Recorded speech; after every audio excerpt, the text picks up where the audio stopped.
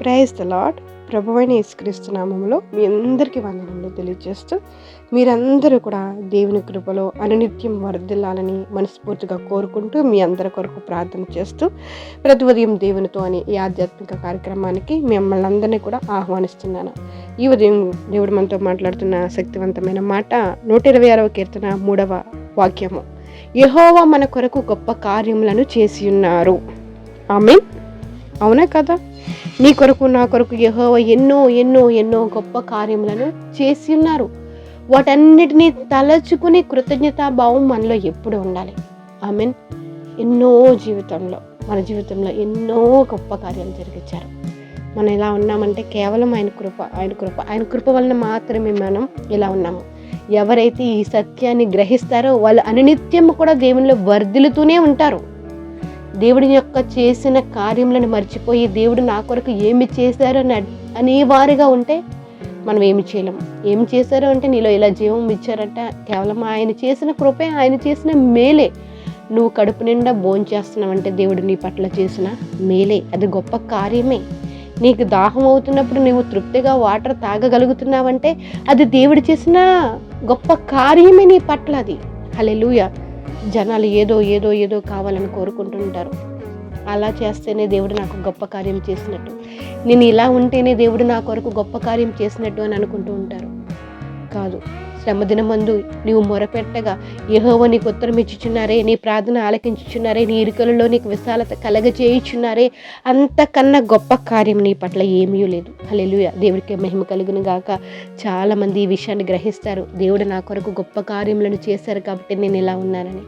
కొంతమంది ఏమంటారంటే గ్రహించలేకుండా వాళ్ళు ఎలా ఉంటారంటే దేవుడు నా కొరకు ఏమీ చేయలేదు అంటుంటారు. ఈ లోపం లేకపోయినా ఇలా అనుకుంటున్నందుకు, దేవుడి మీద విశ్వాసం లేనందుకు వారు ఎంత కష్టపడుతున్నా వారి కష్టంలో ఉపయోగం ఏముండదు, ఫలితం ఏమీ ఉండదు. అనవసరంగా ఖర్చు అంతా కూడా వస్తూ ఉంటుంది. అప్పుడే బలహీనతలు రావడం, అనవసరమైన ఖర్చులు, ఎవడో ఒకడు వచ్చి ఏదో కబుర్లు చెప్పేసి ఉన్నది తీసుకెళ్ళిపోవడము. ఇలా ఎందుకు జరుగుతుందంటే నీలో ఉన్న దేవుణ్ణి నీవు నమ్మకుండా, దేవుడు చేస్తున్న అద్భుతమైన కార్యములను నీవు నమ్మకుండా నువ్వు ఎవరికి చోటిస్తున్నావు? సాతానుకు చోటిస్తున్నావు. ఎవరి హృదయంలో అయితే సాతాను ఉంటుందో, ఎవరి ఇంట్లో అయితే, ఎవరి కుటుంబాల్లో అయితే సాతాను ఉంటుందో, సాతాను ఆ విధంగానే దాడి చేస్తారు. ఎంత కష్టపడుతున్నా వారికి ఏ ఫలితం ఉండదు. దేవుడు ఎన్ని కార్యాలు జరిగిస్తున్నా ఆ కార్యాలను గుర్తించలేని విధంగా వారు ఉంటారు. హల్లెలూయా. దేవుడికి మహిమ కలుగును గాక. దేవుడు మన కొరకు గొప్ప కార్యములను చేశారు అని నమ్మే వాళ్ళు ఏం చేస్తారంటే ఎలుగెత్తి దేవునికి, చేతులెత్తి దేవుడికి స్తోత్రాలు చెల్లిస్తారు. ప్రభువా స్తోత్రమయ్యా, కేవలము నేను ఇలా ఉన్నానంటే మీ కృప వల్ల మాత్రమే, మీరు చేసిన గొప్ప కార్యము ప్రకారమే నేను ఇలా ఉన్నానని నమ్ముతారు. మరి దావీదు గారు ఎప్పుడు కూడా నా ప్రాణమా, నాలో ఉన్న ప్రాణమా యెహోవాను సన్నుతించుము, ఆయన చేసిన ఉపకారములలో దేనిని మరవకము అనే కృతజ్ఞతాభావం ఎప్పుడూ కలిగి ఉండేవారు దావీదు గారు. అందుకే అంత అంచెలంచెలుగా ఆయన అభివృద్ధి చెందబడ్డారు, ఆయన ఆశీర్వదించబడ్డారు.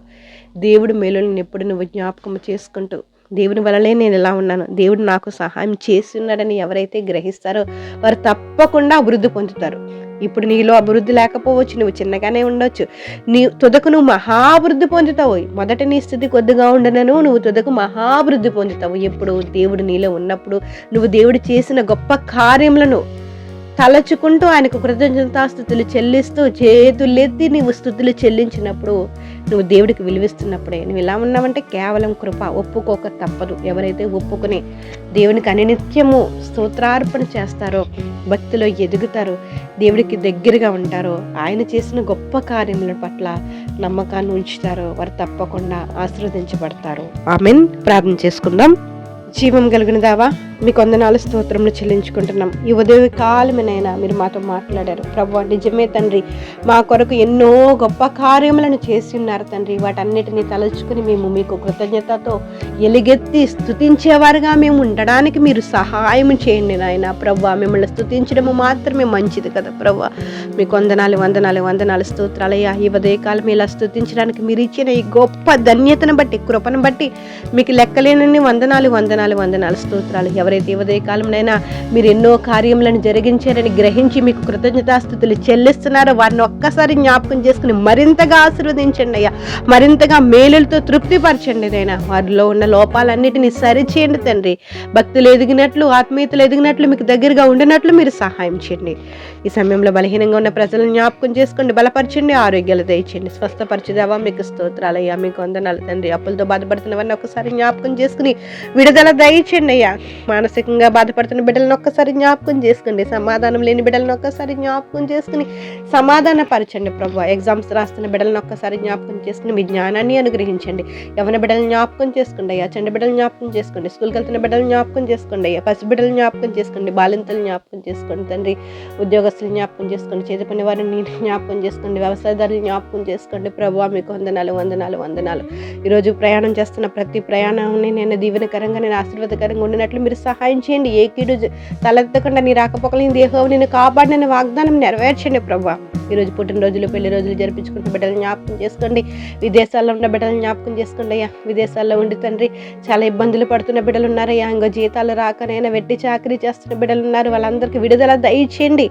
జీతాలు లేక ఎవరైనా ఇబ్బంది పడుతున్నారేమో యజమానుడి చేత వీరు కనికరం పొందుకునైనా జీతాలు కూడా త్వరగానైనా స్తోత్రంనైనా యజమానుడు ఇచ్చినట్లు కూడా మీరు సహాయం చేయండి తండ్రి. ఎవరైతే ఈ దేశాల్లో చిక్కుకుపోయి ఎంగినైనా ఇండియా రాలేకనైనా స్వదేశానికి రాలేక ఇబ్బంది పడుతున్నారో వారికి విడుదల దయచేయండి అయ్యా. మార్గాలను సరళం చేయండి. వెళ్ళాలని కోరుకున్న వారి ప్రయాణాలను కూడా నేను దేవస్తోత్రం మీరు సరళం చేయండి ప్రభు. మీకు వందనాలు, వందనాలు, వందనాలు, వందనాలు, స్తోత్రాలు అయ్యా. ఈరోజు అంతట్లో మీకు ఆపదలను కృపను మా మీద అనుగ్రహించండి. మన నోటి మాటల్లో హృదయ జ్ఞానం మీకు అంగీకారంగా ఉండినట్లు మీరు సహాయం చేయండి. ఉదయకాలం ప్రార్థన లేకపోతున్న ప్రతి బిడ్డని జ్ఞాపకం చేసుకుని తండ్రి వారికి కావాల్సిన ప్రతి అవసరతను యేసు నామములో తీర్చండి.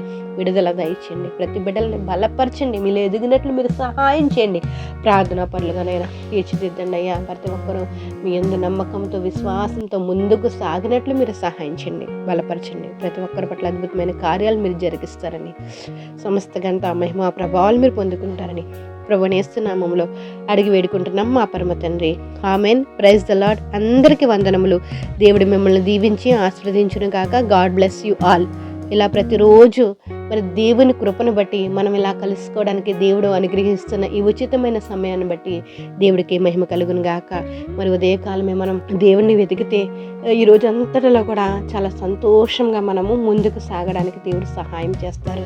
మొదటగా మనం దేవుణ్ణి వెతికే వారిగా ఉండాలి. మొదటగా మనం దేవుని యొద్దకు వస్తే దేవుడు మన యొద్దకు వస్తారు. కాబట్టి ఈ విషయాన్ని గ్రహించి మనం నిద్ర లేవగానే దేవుని వాక్యాన్ని విందాము, దేవునిలో బలపడదాము, ఆయనకు మొరపెడదాము, ప్రార్థన చేద్దాము.